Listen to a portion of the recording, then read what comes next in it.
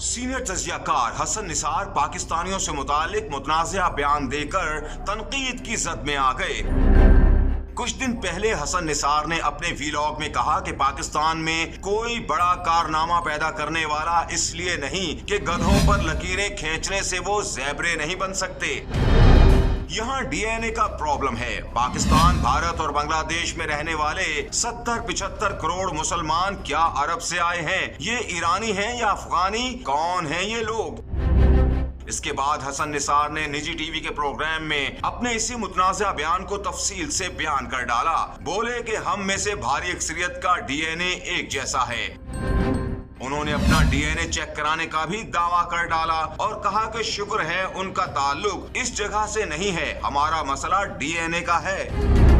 पाकिस्तान, भारत और बांग्लादेश में रहने वालों का बैकग्राउंड क्या है? इस सब का जवाब डीएनए है और इस गलीज तरीन डीएनए की बॉटम लाइन हमारे सियासतदान हैं।